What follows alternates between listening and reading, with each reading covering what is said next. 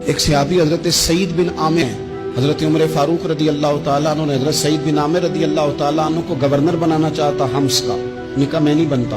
فرمایا مجھے تم لوگوں نے بنا دیا ہے, خود گورنریاں بھی قبول نہیں کرتے. چلے گئے حضرت سعید بن عامر, گورنر بن گئے, صوبے کے گورنر.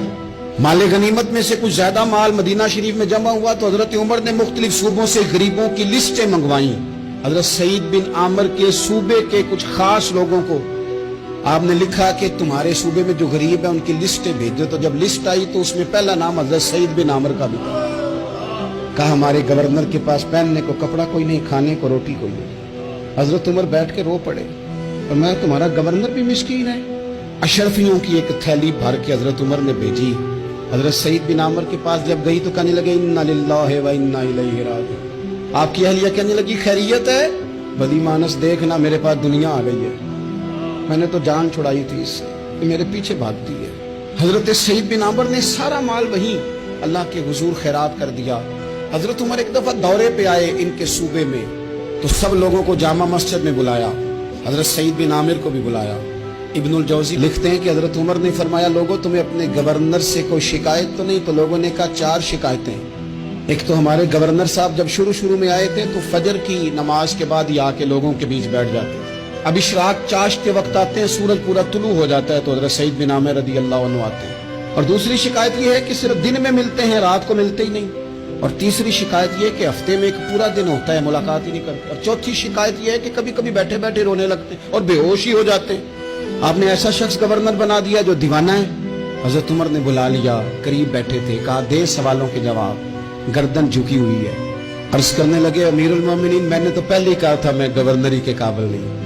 فرمایا اب تو منصب تمہارے پاس ہے, تمہیں جواب تو دینا ہے. حضرت سعید بن عامر کہنے لگے حضور 4 میرے ساتھ مسئلے ہیں.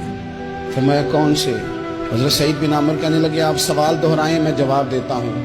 آپ نے فرمایا سعید لوگ کہتے ہیں پہلے تو سویرے آ جاتا تھا, اب تو اشراق چاشت کے وقت آتا ہے. گردن جھکائی, سناٹا چھا گیا محفل پہ. تھوڑی دیر کے بعد سار اٹھایا تو داڑھی پہ آنسو گر رہے تھے.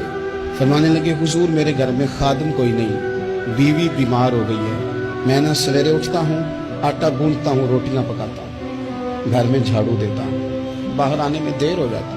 پہلے جواب پر ہی لوگ رونے لگے, آنسو نکلنے لگے. حضرت عمر رضی اللہ تعالیٰ عنہ بھی روئے. پھر فرمایا کہ سعید تو دن کو ملتا ہے تو رات کو کیوں نہیں ملتا؟ اپنی داڑھی پکڑ لی. کہنے لگے عمر ساری سفید ہو گئی ہے, اب تو لگتا ہے پھل پک گیا ہے, پتہ نہیں وہ کب مجھے کہے گا واپس آ جا. میں نے نہ دن مخلوق کے لیے رکھا ہے, رات اپنے رب کے لیے رکھی ہوئی ہے, مجھے تکلیف نہ دی جائے. گورنر کی بات کر رہا ہوں. پھر کہا سعید یار ہفتے میں ایک دن ملتے کیوں نہیں؟ کہنے لگے عمر یہ میرے رب کے ساتھ پڑتا ہے, اسے نہ کھولا جائے. فرمایا نہیں آپ بتائیں.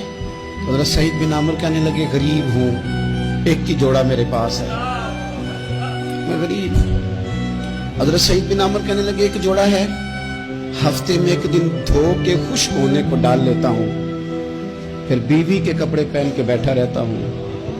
کس طرح گھر سے باہر نکلوں؟ میرا پردہ تھا, میں اپنی غریبیاں لوگوں کے سامنے نہیں رکھنا چاہتا. میں جانوں میرا رب جانے, میں راضی ہوں نا اس کی رضا پہ.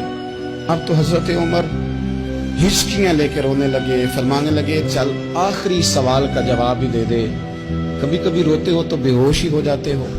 حضرت سعید بن عامر پھر رونے لگے. فرمانے لگے بڑی عمر کا ہو گیا تھا جب کلمہ پڑا تھا. جب وہ پچھلے گناہ یاد آتے ہیں نا, میرے سامنے لوگوں نے حضرت حبیب بن عدی کو سزا دی تھی مکے میں, اور میں اس وقت مسلمان نہیں تھا, میں مدد نہیں کر سکتا. جب وہ وقت یاد آتا ہے تو برداشت سوچتا ہوں کیسے اللہ کے حضور جاؤں گا. دوستو دعا کرنا اللہ اس ملک کو بھی کوئی ایسا شخص عطا فرما دے